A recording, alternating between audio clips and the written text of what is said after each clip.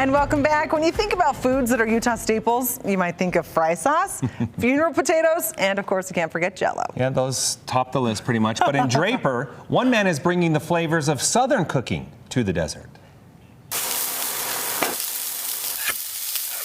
Soul food is one of the foods I find truly American.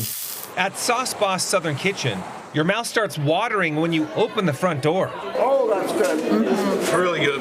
Oh my gosh, that is really good.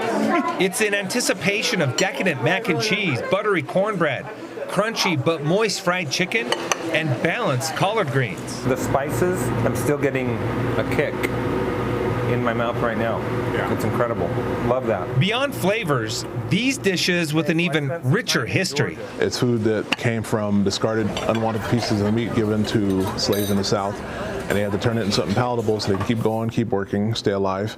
And it went from that to something that's celebrated culturally across the country and somewhat around the world. Chef Julius Thompson is the owner and head chef. I try to go for nostalgia, and if it's something that my family didn't do, like these blackened pork chops, I just try to go for full flavor. And adversity is something Chef Julius understands well, growing up in the projects of Chicago. So for me, food was really scarce. A lot of times we had no electricity, no hot water. We had to eat rotten bologna and moldy bread.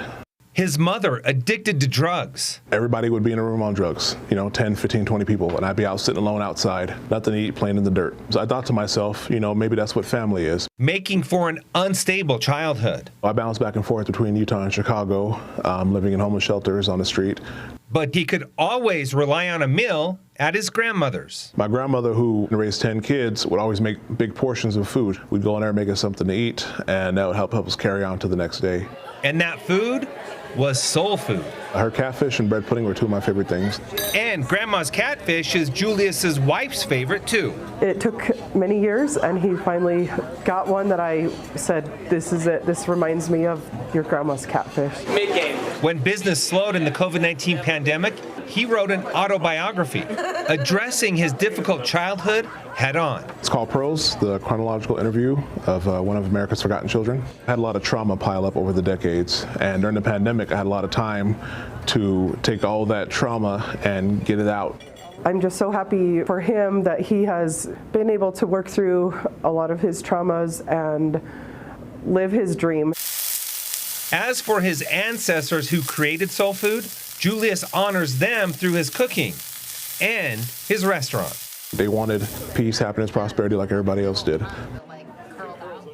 right, Chef Julius has been bringing Southern cooking to Utah in his brick-and-mortar restaurant since 2019, adapting to opening a new business and surviving the pandemic. But the food served up on your table has a much longer history and one that should not be forgotten.